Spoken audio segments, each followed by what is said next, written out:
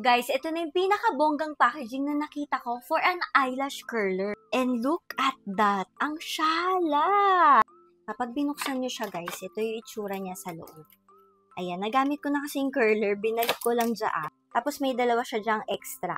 Medyo palyado na kasi eyelash curler ko. Sobrang tagal na noon. Kaya, nagtry naman ako ng iba. So, this one, kakaiba yung feeling nito. Sobrang premium. And yung product na to is from Miss Pau, Polash Curl Supreme. And for sure, naririnig nyo na to kasi super trending ng mga products niya dito sa TikTok. Tapos, ang daming magagandang review. Okay, ganito yung itsura nung ating eyelash curler. Ayan, meron siyang name dyan. Ang galing mo, name ng brand. And first time ko nakakita ng sobrang taas nito para sa talukap. Okay, usually kasi yung mga eyelash curler na nakikita natin, na nabibili natin, is like pantay lang sila. So, elevated siya and makapal. And yung rubber niya dito is makapal din. Mas maganda yan kasi mas effective yung pagpapacurl natin ng ating lashes. Tapos, meron siyang rubber dito para may grip siya, hindi siya basta-basta madudula sa kamay nyo. Kaya may verdict na ako dito kasi nagamit ko na to ng ilang beses. Ang best friend na ating eyelash curler ay itong blower natin. So, iinitan natin siya ng kaunti.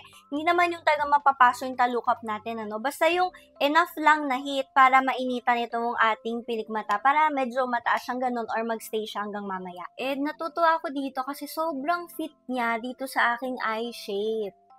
Talagang nakatulong yung parang elevated yung metal rim niya para mas makuha lang yung ating pilikmata. Kasi usually pag flat talaga or parang alam niyo yung pantay talaga siya sa eyelash curler, ano siya, parang masakit, yung parang naiipit na yung talukap nyo.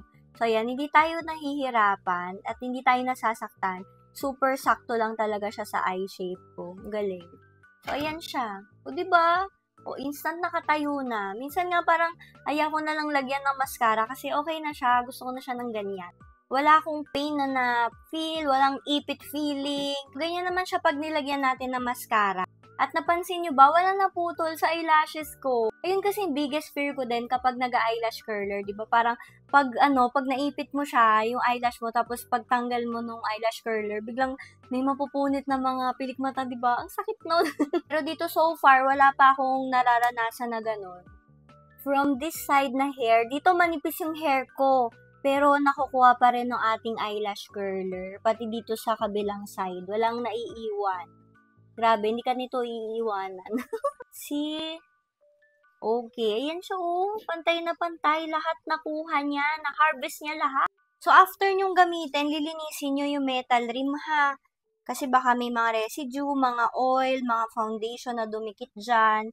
So, diba, para malinis naman. Kasi, alam nyo na, ilalagay ulit natin to sa ating mata next time eh. Guys, ito na ating pilik mata. At dahil yan sa mascara natin at sa eyelash curler na napakasulit, as in worth yung investment nyo para dito. Lalo na pag hindi naman kayo na nagpapalagay ng mga, alam nyo yun, yung sa false eyelashes, ganon, extensions, ganyan. So ako kasi, mas minemaintain ko na lang yung pilik mata ko. Nag-apply na lang ako ng mga pang pilikmata care, ganon. And good eyelash curler tsaka mascara. And that's it. Lalay ko siya dyan sa yellow basket. Ayan, kay Miss Pau to, Polash. Try nyo. Napakasyala. Golden.